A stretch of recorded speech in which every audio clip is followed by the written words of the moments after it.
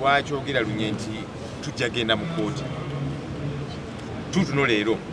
Of course tuluddewo kubanga twali tulinze etteeka lino liteekebwe mu lupapula lwa gavumenti oluyitibwa gazeti.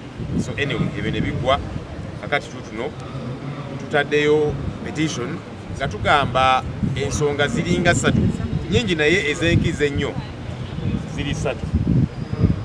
Esatu ezo okusookera ddala kooti ensukkulumu mu ggwanga yavaayo n'egamba nti abantu ba bulijjo tebalina tutwalibwa mu kooti ez'amagye oba zizza musango ki etteeka amateeka gaffe gakirambika nti abantu abo basobola okukozesebwa mu kooti za bulijjo. Kakati ekyo kyamenyebwa kubanga paalamenti yayisa etteeka erikontana ne ssemateeka kubanga kooti ensukkulumu yali eyisa ekiragiro ekyo. Kakati paalamenti otula otya n'oyisa etteeka erigezaako okuggyawo ekyo kooti kyebeesaze. Ekyokubiri, etteeka lyonna nga liyisibwa walina okubeerawo okwebuuza kye tuyita consultation.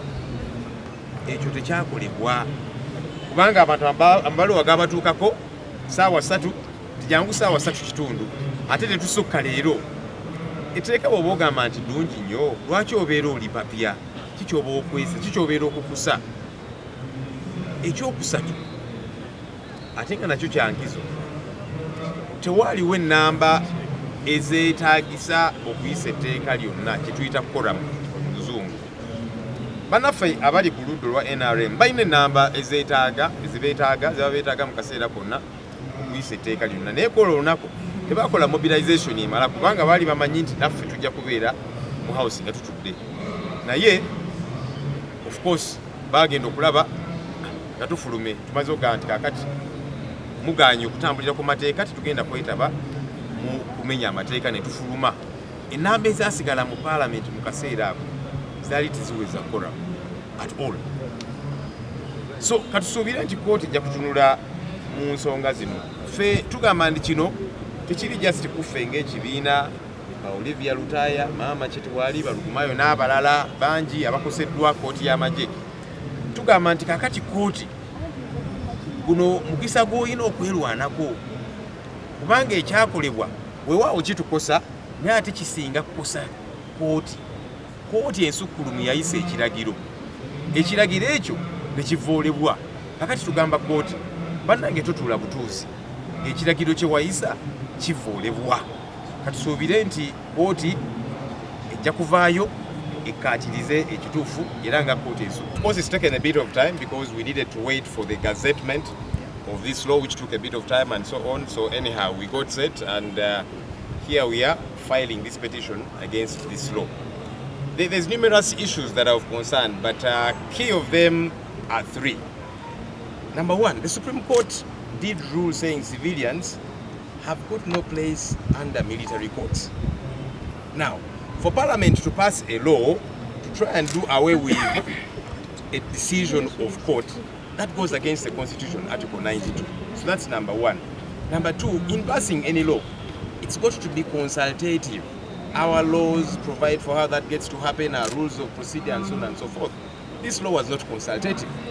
The first reading was today, then invitations went out that very day saying all stakeholders come tomorrow morning and no one will be accepted beyond that day. You don't do that because if a law is good, allow for adequate consultation.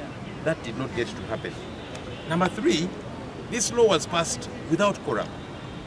Now, of course, our colleagues in the NRM have got the numbers they require even for quorum. But like they normally do, this time they did not do adequate mobilization because they thought we were going to stay in the house. To their shock, last minute, we moved out of the house as the opposition. The numbers that remained there did not amount to quorum. And the law is very clear. The law, any law has got to be passed with adequate quorum. So those are the key issues, among others, that we are challenging. We are hoping that the Constitutional Court will look at all these matters because it's been settled law by none other than the Supreme Court of the land. These victims that we are with here today have been waiting for justice. The Supreme Court said, look, either release these people. That happened for a few of those who are before the military court, not for all of them. We don't know why there has been all of that delay. So anyhow, our hope is that the courts will give us justice on this matter. We are coming back to the courts simply because it is court, the Supreme Court, that said civilians should be kept away from military courts.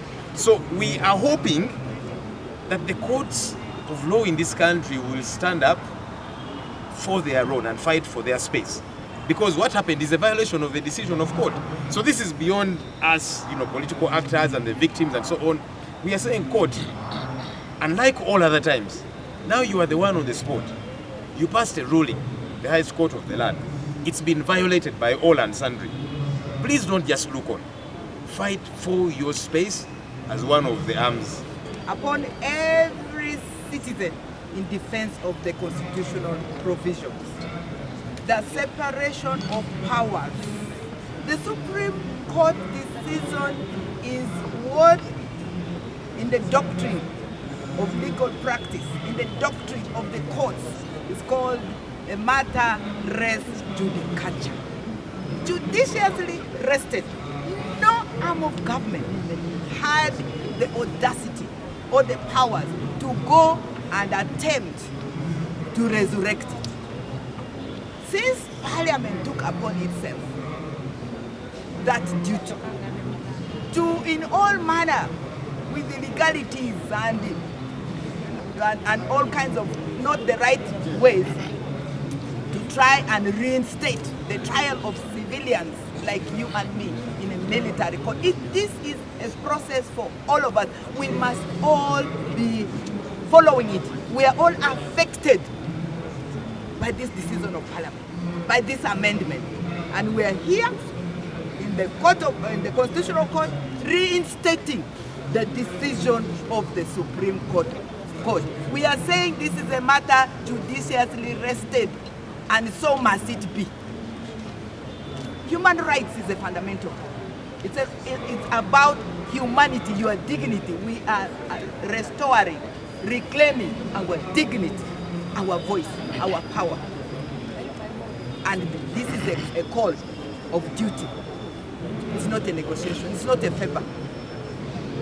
So we are calling all of us to be part of this journey of restoration of human dignity and sanctity of the separation of powers.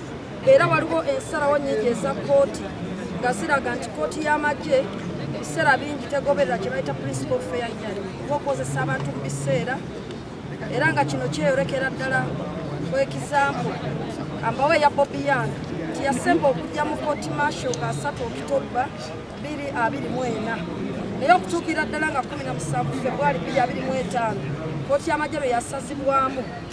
Kooti y'amagye eri temuwanga lunaku lwonna lwakulira musango gwe yadde okunoonyereza okubeera nti balaba we gutuuse. So ekyo kikulaga nti omuntu yenna ne bw'aba awozesebwa mu kooti y'amagye ne bw'aba w'amagye ne bw'aba si w'amagye waliyo okubeera ng'eddembe ly'obuntu eryogerwako mu ssemateeka terituukirizibwa. Era nga tulese petitioni eno tugamba nti abantu bonna abawozesebwa mu kooti y'amagye ab'amagye n'ab'amagye bennyini eddembe lyabwe lityoboolwa ne bwenebeera nga kooti esigaddeyo ku lw'ab'amagye bokka tulina okulwanirira eddembe lyabo abawozesebwa ne libeera nga teriyisibwa mu maaso mu kooti y'amagye.